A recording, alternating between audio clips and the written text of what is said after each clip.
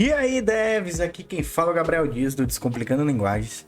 E no vídeo de hoje a gente vai falar um pouco sobre como é o desenvolvimento das coisas dentro do HANA, falando de ABAP, certo? Então eu vou mostrar para vocês como é que funcionam os reports, se existem os reports, como que são feitos. A gente vai dar uma explanada, eu vou falar um pouco para vocês sobre como que funciona o desenvolvimento do HANA, da forma como deve de ser, né?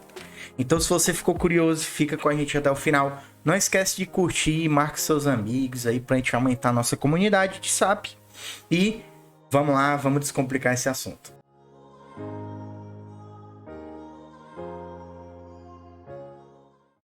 Então, vamos lá. Começando aqui, primeiro uma introdução para vocês a respeito do HANA. O principal conceito do HANA é a questão in-memory, que é você conseguir acessar os dados do SAP utilizando as CDS, né? As CDS, elas são umas views que você cria ao nível do banco, onde você consegue, obviamente, fazer os joins, as associations e tal, que são coisas são conceitos que eu vou passar para vocês nos próximos vídeos.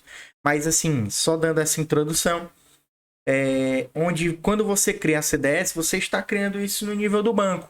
Então, você consegue criar uma lógica ali, com cases e etc., respeitando a sintaxe do banco de dados. E um plus que existe nas CDS é a questão dos annotations.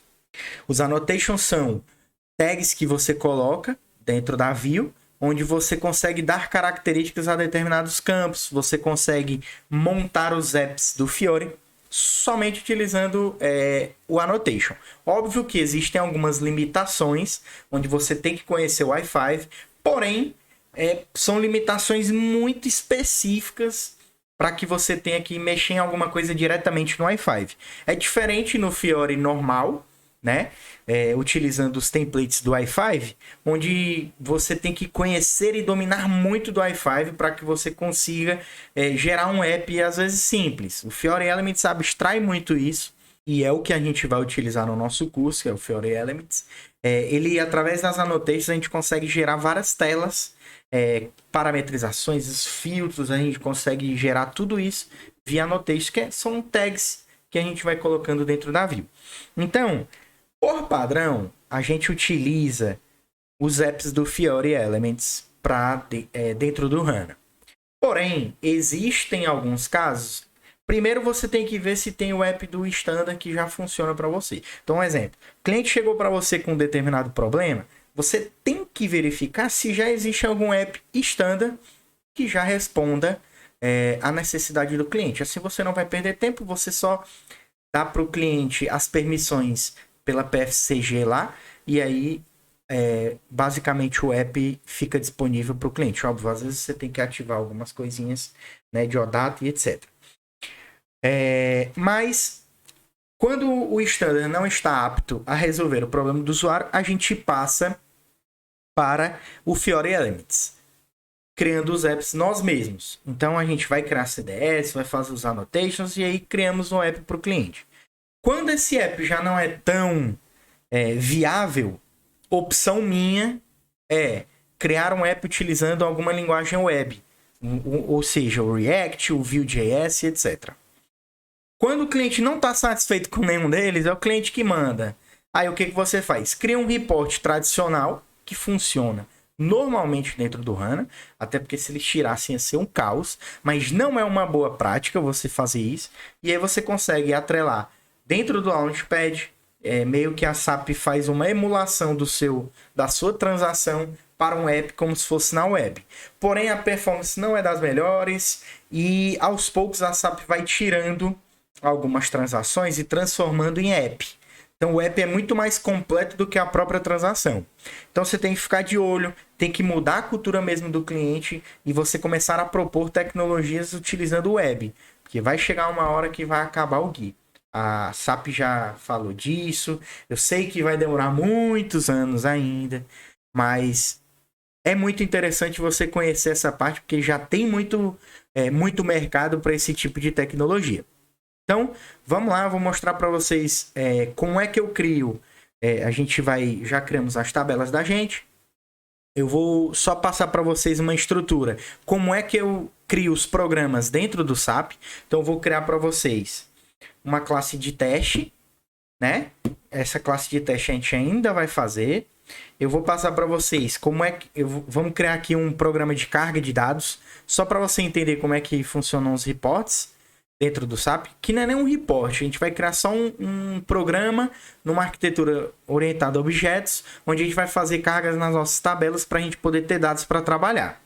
Aí, saindo disso, a gente vai passar para as CDS e assim criar os apps, beleza? Então vamos lá, vamos para dentro do SAP. Então vamos lá, estou aqui no SAP, né? Vou acessar a SE38, estou aqui na SE38, continua sendo a SE38, não vai mudar só porque é HANA. Então, as transações continuam iguais, SHDB continua funcionando, tudo continua funcionando como deve de ser. Para criar um programa, é igual no SCC, não vai mudar absolutamente nada. Então, eu vou colocar aqui, ó, YDL, e aí eu vou colocar, ó, carga dados, né? Então, eu vou colocar lá, ó, YDL, e vou colocar aqui o report. Então, vamos lá. YDL report carga dados, certo? Então, vou criar esse programa. Vou colocar carga dados vendas. Show? Vou colocar o tipo de programa executável. Somente isso, vai ser um programa bem simples. Vou gravar como objeto local, tá? Então, vamos lá. Estou aqui no meu programa. É um programa, os programas funcionam normalmente dentro do HANA. O que perde um pouco o sentido é você ficar criando relatórios dentro do HANA. Mas os programas de negócio normais vão ser iguais, vão ter tela de seleção e etc. normalmente. Beleza?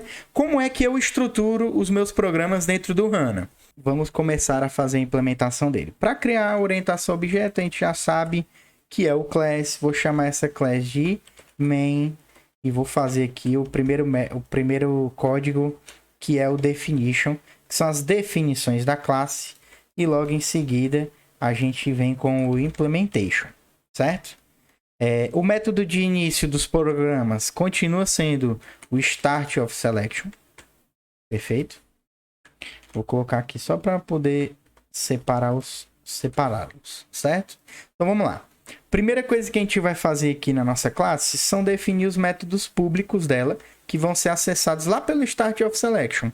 Então aqui eu vou mudar um pouco a declaração. Eu vou declarar ele como Class Methods e vou chamar um método chamado Create, que vai me retornar um valor que é um return, R de return, object, certo? Que é do tipo LCL main. Então, o que esse método está fazendo? Ele está me retornando uma instância da minha própria classe. E aqui, eu vou declarar da forma do methods, que todo mundo já conhece, um método chamado run, que é o método que vai iniciar a classe. Na implementação, eu vou implementar o método create.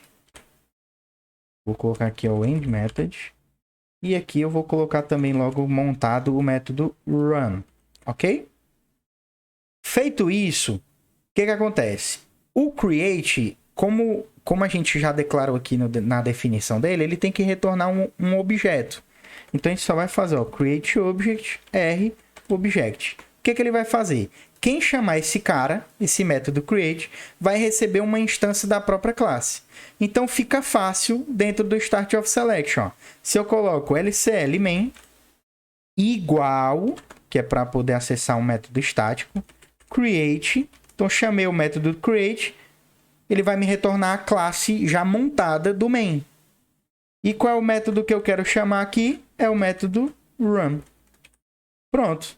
Automaticamente minha classe já está montada. E se eu colocar um write aqui, ó. Vou colocar um write aqui rapidinho. Entrou. Vou ativar e vou executar. Entrou. Então o nosso report já está pegando forma. Aqui nós já temos a primeira estrutura dele. Toda a estrutura montada da orientação a objetos, nós já estamos chamando aqui a classe, iniciando nossa classe, e esse modelo é o modelo que eu vou utilizar em todos os reports ou programas de negócio que a gente vai criar durante o nosso projeto. Beleza? Então, para esse vídeo não ficar tão longo, eu fico por aqui. Até o próximo, onde a gente vai fazer a implementação das cargas das nossas tabelas que a gente criou nos vídeos anteriores. Valeu!